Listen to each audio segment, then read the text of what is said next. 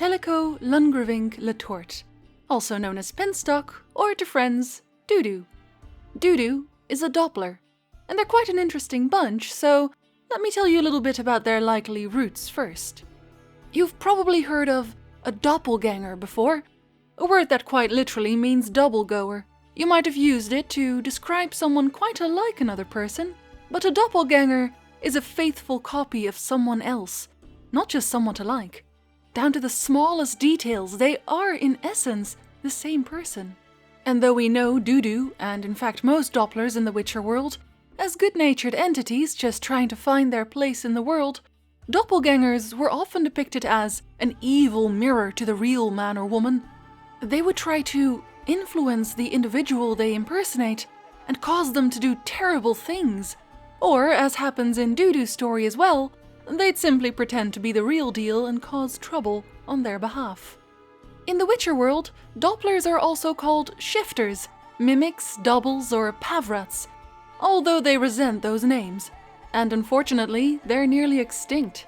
When the first human settlers encountered Dopplers, their copycat abilities frightened them, and they began hunting the poor things. It probably didn't help that, apparently in their true form, Dopplers looked a great deal like a mass of fermenting dough, with a drooping nose.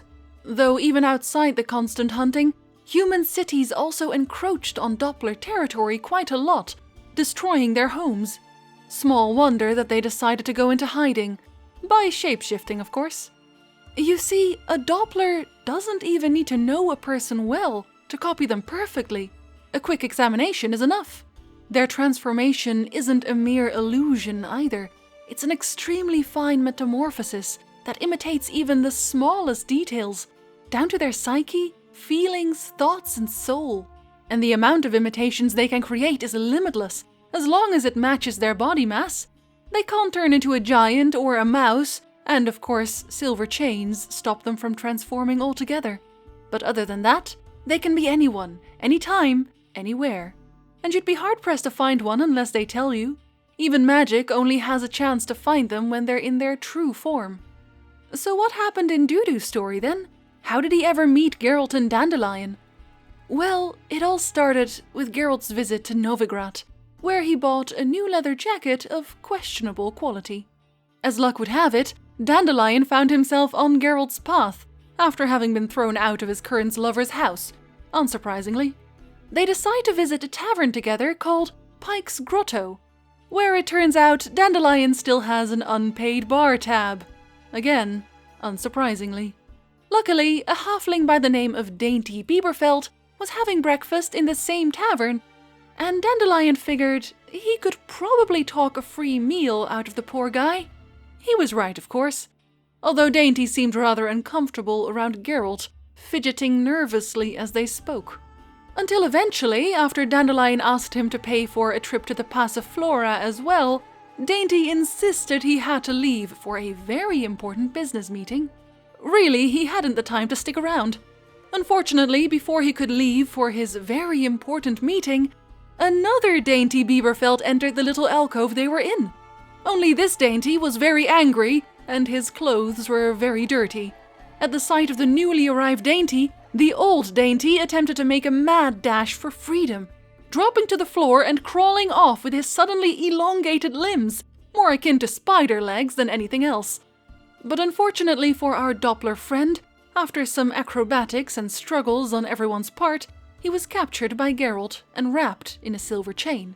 Because of course, this was actually our Doppler friend, Dudu.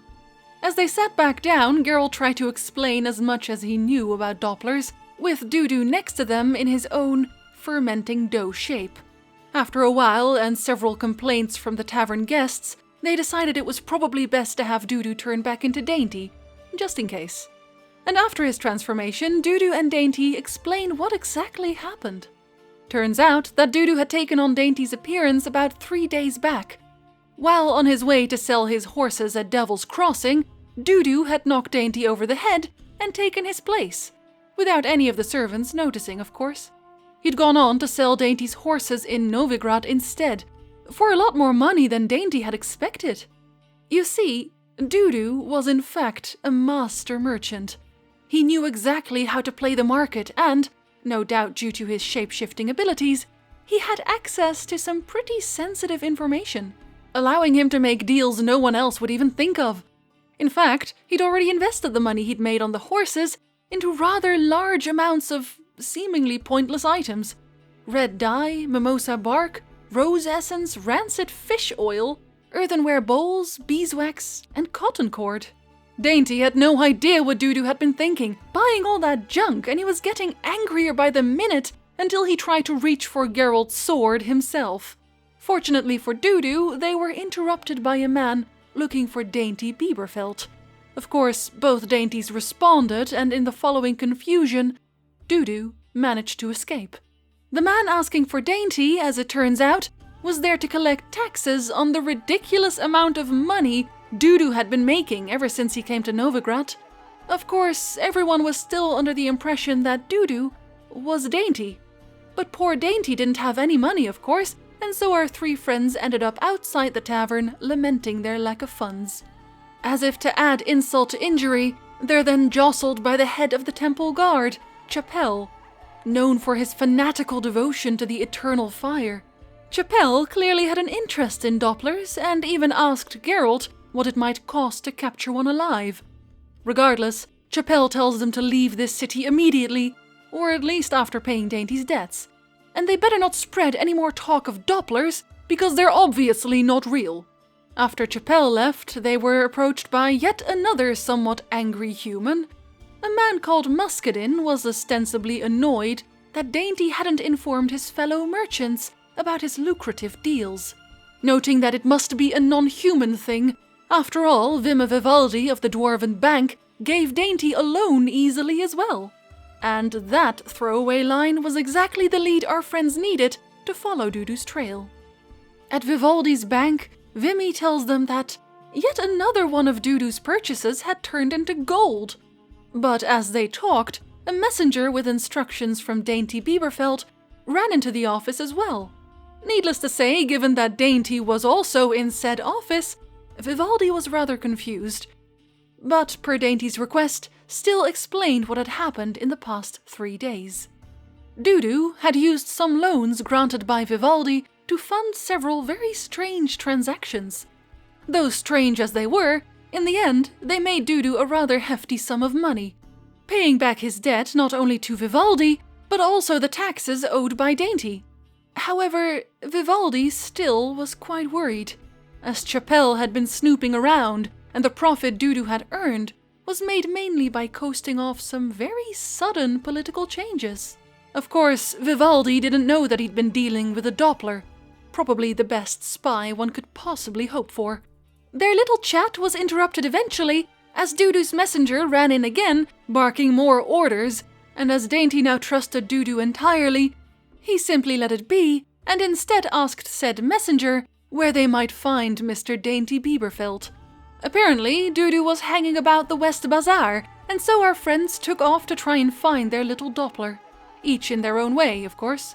Dandelion forgetting the mission and setting up a private concert instead, Geralt grumpily pushing through the crowds, and Dainty doing most of the real work, honestly.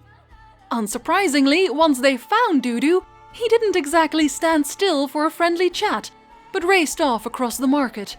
After a frantic pursuit past and through market stalls and crowds, Geralt eventually cornered him in a tent, where Dudu turned into Geralt, smiling his best smile at Geralt, who realized he had a rather terrible smile right before they started their mirror match. Dudu was convinced that he could not be beaten by Geralt because he was now Geralt, but our Witcher noted that he had no idea what it was truly like to be him. You know why? Because you're a nice little Doppler. A Doppler who could have killed Biberveldt and buried his body in the weeds, ensuring that he would never be unmasked, not even by the halfling's wife, the famous Gardenia Biberveldt. But you didn't kill him, Teleco, because that's not in your nature. You are indeed nothing but a nice little Doppler whose friends nicknamed him Dudu. Whatever appearance you borrow, you always remain the same. You only know how to copy what is good in us, because the parts that are bad, you don't understand. That is what you are, Doppler. Dudu, realizing that Geralt was telling the truth, changed once again, this time into Dandelion, intending to eventually meld into the crowd as a beggar. Because, as he said, it was better to be a beggar in Novigrad than a Doppler in the wild. Here, at least he had a chance at a normal life, work, and perhaps even marriage. Geralt, sympathetic to his plight, let him walk out of the tent. Little did he know that Vespula, Dandelion's scorned lover, was waiting just outside. The moment Dudu showed his face as Dandelion, Vespula swung a rather heavy pan into his face, knocking him out cold and ruining the transformation. Geralt, realizing what would happen, threw a rug over the Doppler immediately and told everyone to give the poor man some air. Unfortunately, Chappelle wasn't one to listen to that. But to Geralt's surprise, the head of the Eternal Fire's security then leaned over the rug and told Dudu, by name, to transform back into Dainty. As it turned out, Chappelle was also a Doppler. The real Chappelle had died some time ago, and the Doppler had simply taken his place without anyone noticing. Dainty then decided that it was probably okay to welcome Dudu into the family officially, as the Biberveldt representative in Novigrad. It wouldn't matter if he looked exactly like Dainty. After all, humans can't tell the difference anyway, and non-humans wouldn't care. As if the day couldn't get any better, it also turned out that Dudu's earlier purchases weren't useless at all. In a rather ironic twist, all of those strange ingredients put together actually made for a very pretty red candle, of the kind that the Eternal Fire loves to use. Of course, I'd quite like to end the story there. I'd like to tell you that they all went to the Passiflora together and had a good time, which they did, as it's a rather happy ending, isn't it? But unfortunately, as witch hunts rose and the Eternal Fire became ever more fanatical, if that's even possible, Chappelle was found out as a Doppler and burned at the stake. Dudu, still using his halfling disguise, was forced to go into hiding, ever hunted by Menge. During a heist set up by Dandelion to steal Dijkstra's treasure, they were apprehended, and though Dudu escaped for a while, he fell into the hands of a crime lord called Whoreson. Not much better than Menge. Thankfully, Ciri came to his rescue and, in the end, Geralt found a way to contact Dudu by setting up an elaborate theater play. The little Doppler helped our Witcher to free Dandelion by impersonating Menge this time, and if you went so far as to kill Whoreson as well, Dudu then goes on to take over business for the scoundrel, running a much more legitimate business, making a lot more money, to no one's surprise. Now, he's not the only Doppler left in Novigrad, but numbers are certainly dwindling, and though some are left in the wild as well, life will only get more dangerous as the Church of the Eternal Fire wins to reign. Perhaps they'll take their chances with the Church of the Great Sun instead.